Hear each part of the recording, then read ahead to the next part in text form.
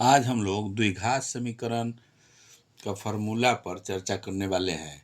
द्विघात समीकरण का फॉर्मूला, इसके पहले वास्तविक संख्या, बहुपद और दो चर वाले समीकरण का फॉर्मूला का वीडियो बनाए हुए हैं। ये चौथा पार्ट है, फॉर्मूला का चौथा पार्ट है। इसमें हर एग्ज़ाम में आपको, चाहे बिहार बोर्ड हो या सीबीएसई हो, कोई किसी भी एग्ज़ाम में अगर मैथ में अच्छा नंबर लाना है तो फार्मूला आपको याद होना चाहिए। फार्मूला याद रहेगा, कोई भी मैथ आसानी से बना सकते हैं, या फार्मूला पर भी आपको क्वेश्चन रहता है। इसलिए मैथ में बिना फार्मूला के आप अच्छा नंबर नहीं ला सकते हैं या पास नहीं कर सकते हैं। वीडियो अगर अच्छा लगेगा तो लाइक कीजिए, सब्सक्राइब कीजिए, शेयर कीजिए। तो द्विघात समीकरण में इसका फार्मूला हमको किस तरह से रहता है, 10th क्लास के लिए, भारतीय भवन हो जिससे भी आप पढ़ रहे हैं, 10th क्लास में द्विघात समीकरण जो पढ़ना है उसके लिए फार्मूला कुछ है, उसको याद रखना है। द्विघात समीकरण है यहाँ क्वाड्रेटिक इक्वेशन।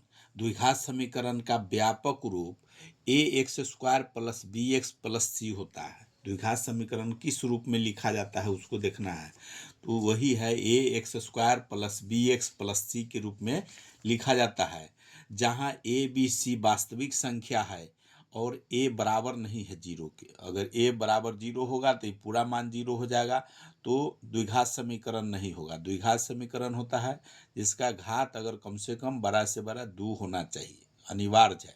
जैसे जीरो होगा तो इसका मान खत्म होगा, तो द्विघात समीकरण नहीं होगा। तो पहला तो यही है समझना।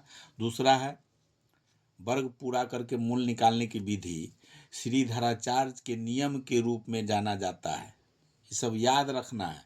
हो सकता है क्वेश्चन में, ऑब्जेक्टिव में पूछ दिया जाएगा कि मूल निकालने का विधि जो है किनका है, तो नाम लिखना पड़ेगा। श्रीधराचार्य के नियम है, उनका फार्मूला होता है मूल निकालने का। अगर द्विघात समीकरण का रूप ax² plus bx plus c के रूप में बराबर जीरो के दो मूल होंगे, दो मूल निकलता है दो। फार्मूला होता है, जो फार्मूला दिए हैं वो है -b plus minus root under b² minus 4ac/2a। यही फार्मूला है, इसी से मूल निकाला जाता है। या एक विधि है गुणनखंड विधि, उससे भी निकलता है। इसका ax² plus bx plus c बराबर जीरो के मूल वास्तविक होगा कि नहीं, इसका पता करने के लिए b² माइनस 4ac के मान से पता चलता है जो कौन है, ये मूल वास्तविक है कि नहीं। इसलिए b² माइनस 4ac को समीकरण का विवेचक या विवेतकर कहा जाता है और इसे संकेत में d लिखा जाता है। तो फार्मूला में हो जाता है d बराबर माइनस b² माइनस 4ac, ये फार्मूला हो जाता है। यही फार्मूला सब याद, मेन अगर द्विघात समीकरण हल करना है ये फार्मूला सब याद रखना पड़ेगा। d का मान किस तरह निकालेंगे, मूल किस तरह से निकालेंगे इस फार्मूला में। और उसके बाद अब जो d का मान आएगा, मेन इस पर भी आपको हल करना रहेगा।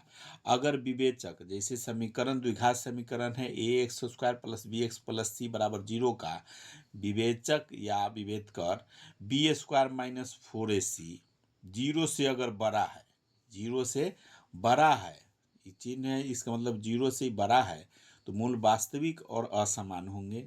और ये मूल निकाल लेंगे कि मूल कैसे निकलेगा, इसका उसके है -b plus minus root under b² minus 4ac/2a। दूसरा स्थिति बनेगा कि d बराबर -b² माइनस 4ac बराबर अगर जीरो आ जाता है, अगर इसका मान d का मान अगर जीरो आ गया, उस स्थिति में मूलों की प्रकृति, यहाँ तीनों दिया हुआ है, विवेचक या विवेतकर, मूलों की प्रकृति इसके सामने है, मूलों का नाम।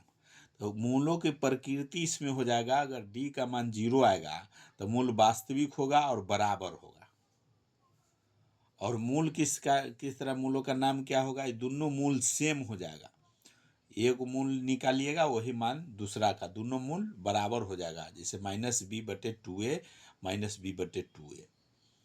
अगर b² माइनस 4ac से बड़ा होगा जीरो, कहने का मतलब ये अगर माइनस में आ गया उससे बड़ा हो जाएगा जीरो, तो मूल वास्तविक नहीं होगा, मूल वास्तविक नहीं होगा। मूलों की नाम भी हो जाएगा, मूल वास्तविक नहीं होगा। यही मेन फार्मूला है द्विघात समीकरण का। अगर आपको इतना फार्मूला याद है तो आसानी से कोई भी मैथ द्विघात समीकरण का बना सकते हैं, या गुणनखंड विधि से भी बना सकते हैं। इसलिए 10th क्लास में या किसी भी एग्जाम में अगर फार्मूला पर अगर क्वेश्चन आए तो इस तरह से अगर याद रखते हैं तो कोई भी प्रश्न, इसका ऑब्जेक्टिव हो सब्जेक्टिव हो, आप हल कर सकते हैं। बिना फार्मूला के आप कोई भी मैथ नहीं बना सकते हैं। मैथ बनाने के लिए या एग्जाम में अच्छा नंबर लाने के लिए आपको फार्मूला याद रखना होगा। तो द्विघात समीकरण का ही फार्मूला याद रखिए। द्विघात समीकरण का व्यापक रूप क्या होता है, उसके बाद मूलों का प्रकृति क्या है, मूलों का नाम है, ये सब खाली सिर्फ याद रखना है। इसी से आपको द्विघात समीकरण हल कर सकते हैं। द्विघात समीकरण हल कर सकते हैं, इसी पर यही फार्मूला है। अगर वीडियो अच्छा लगा है तो लाइक कीजिए, सब्सक्राइब कीजिए, शेयर कीजिए।